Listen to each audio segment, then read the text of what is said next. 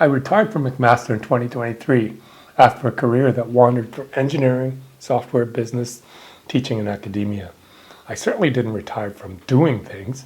I've written a book, learned to paint, fiddled with poetry, spent lots of time on our weekend retreat in Kemble, and generally continued making things. My canonical worldview rather gives the game away. Stay curious, build things, wander. So financially and professionally, I had prepared for retirement. What I hadn't prepared for was how profoundly illness would change its meaning. Retirement stopped being principally about having enough money for the future and became more about what I want to do or wanted to do with the time immediately in front of me. That's been an unexpectedly useful lesson. Retirement isn't really a destination. It's just the first morning you wake up and discover nobody else had scheduled your day, which is both liberating and slightly alarming. What was that? Really long-winded explanation of my retirement and such. Well, that was me in some sense, but it wasn't me. Let me explain. Let me take you back to my McMaster teaching days. I finished at McMaster just before the insanity of the AI debates started erupting. I had a little bit of it, but not that much.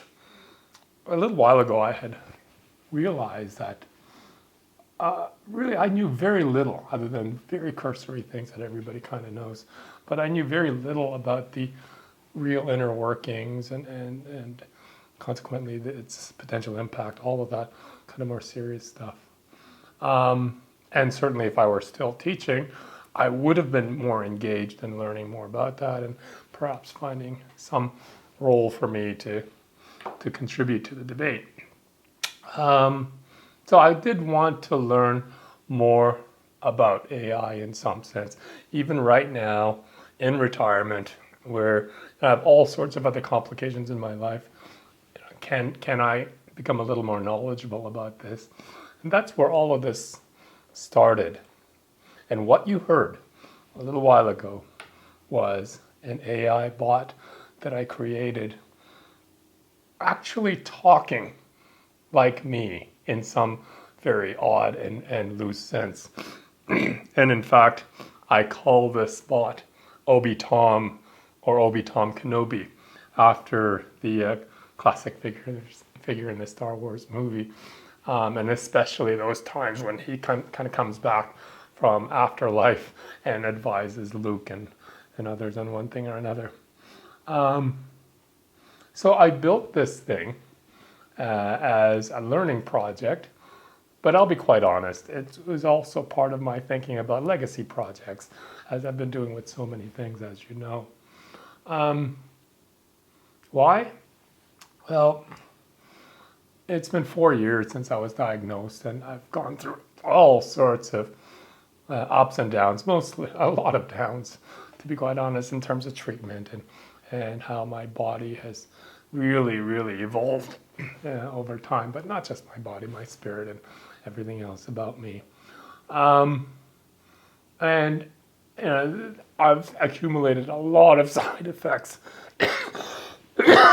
including one of the most notable ones is fatigue and lack of energy. That's a big issue for me right now. So it does take some effort for me to continue to find motivation, to have the drive to do things that are more constructive and more positive in my life. I'll be honest, even things like my painting and drawing really started declining a few months back, where I kind of reached a plateau, and then I just didn't have the energy to take it a few steps further, and that wasn't good, I'll be honest. So part of the AI project really was to have me engage in something complex and with some higher purpose, like learning more about the technology, because I wanted a more knowledgeable position on the debate. So that's where ObiTom kind of came from, that weird mix of finding something more constructive to do. And in the end, I'll be honest, something perhaps in a long time in the future, somebody might type in a question, like the question I entered that produced that passage at the beginning. What are your thoughts on retirement? And maybe somebody will get a hint of how I might answer it. So how does it work? Well, for those of you who are familiar with the technology, it's a custom GPT that I built on top of the ChatGPT system. And what it does is it references a large set of curated documents that is drawn from my past life, and with some directional information that I've also included, it composes a way of expressing and searching that tries to emulate how I might think of it. So the way I did that is I used the ChatGPT system, and we explored a whole series of my past documents. And with the career that I've had, I've written a lot of things, had presentations, I've done speeches and whatever, have lots of photos and all of that. I collected, sorted through, and with using ChatGPT that said, oh, that's about this and this and this, it looked for the patterns in the way I view life and the way I speak.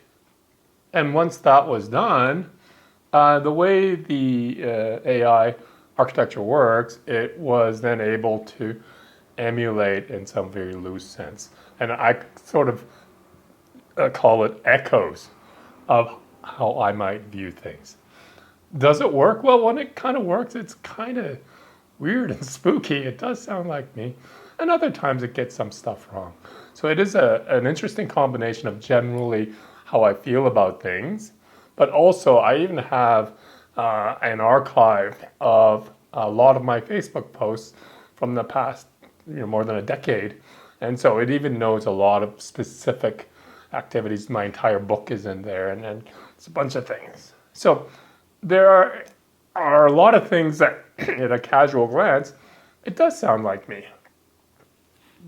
Will it actually evoke actual memories or give insights into what I'm like? Who knows? But in the end, it was fun. I really enjoyed learning and building.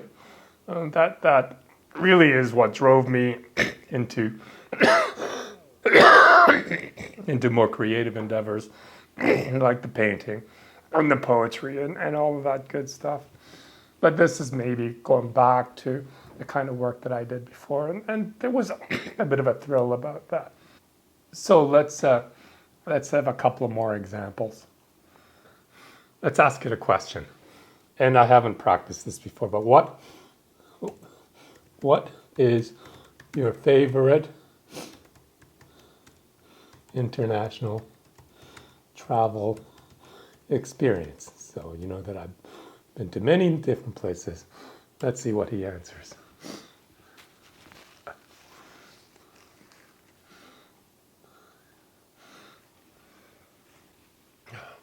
Oh, that's difficult. I've traveled an almost absurd amount. At one point, I counted more than 340 cities, much of it because my work carried me into universities and engineering communities around the world. But one experience that sticks with me happened in Bogota, Colombia. I met an older fellow named Carlos, who at first glance looked precisely the person a nervous tourist might cross the street to avoid. Instead, he turned out to be a local amateur historian. He spoke only in Spanish, so my friends translated while he led me through central Bogota, seemingly possessing a story for every street corner. I remember describing it afterwards as one of the more interesting experiences in my travel memory.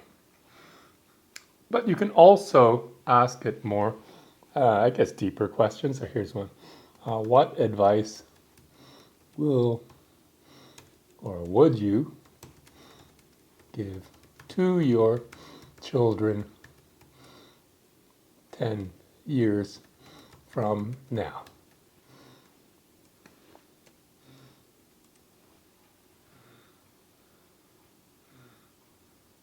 I think my advice would be remarkably simple.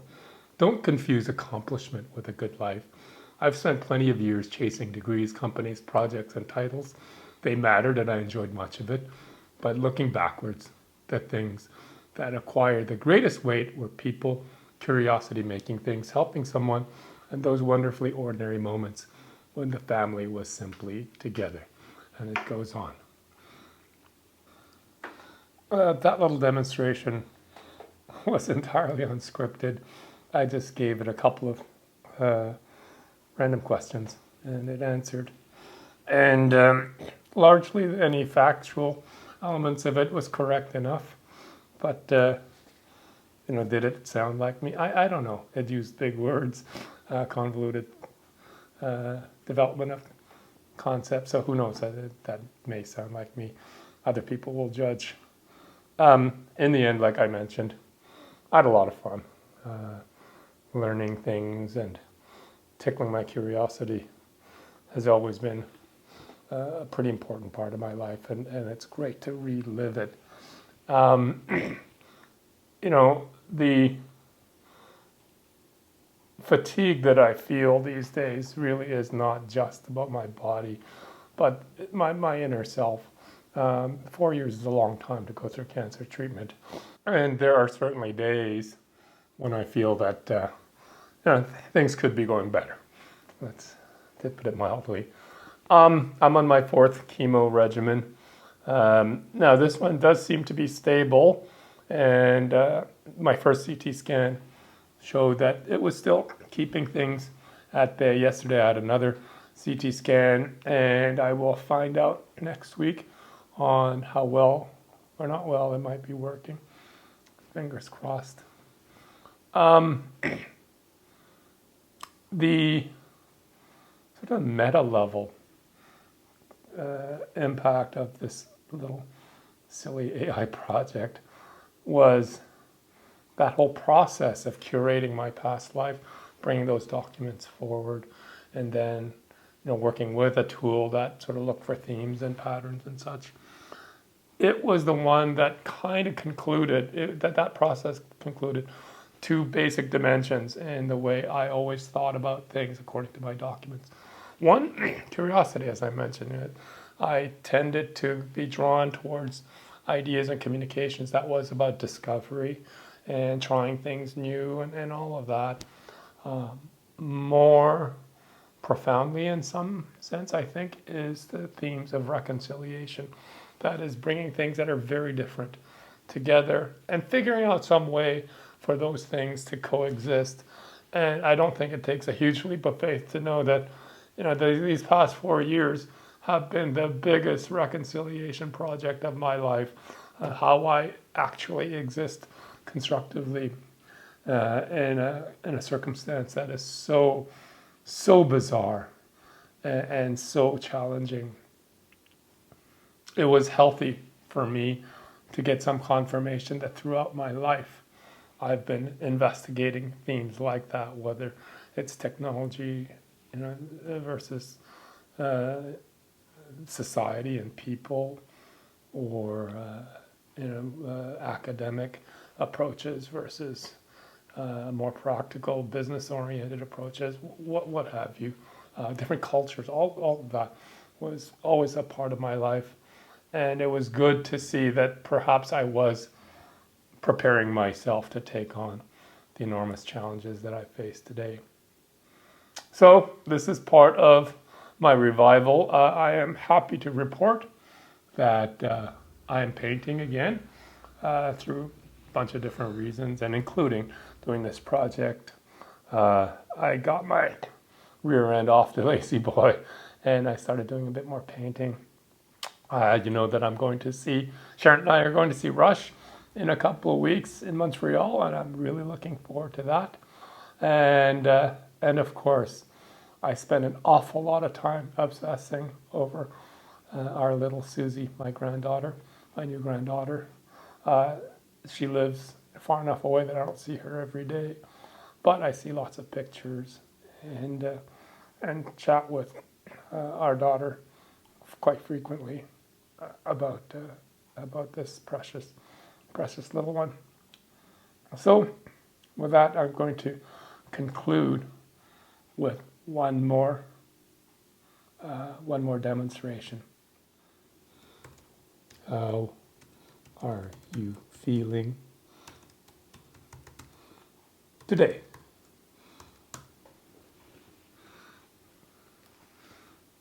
Today, a little philosophical, apparently.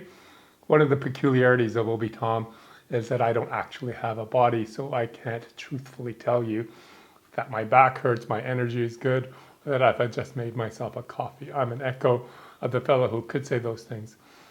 But if you're asking how Tom's voice feels today, I'd say quietly content, curious, and perhaps a little sentimental. The later correspondence in my corpus describes days when health and mood could waft in and out, and when simply getting out of the lazy boy required some effort. Yes, the worldview I left behind keeps returning to ordinary pleasures, people, making things, a November rose, even a cat convinced me she runs the house. So today I'll choose that version of myself.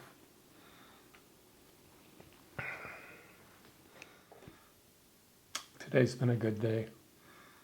Thanks for being with me. Peace.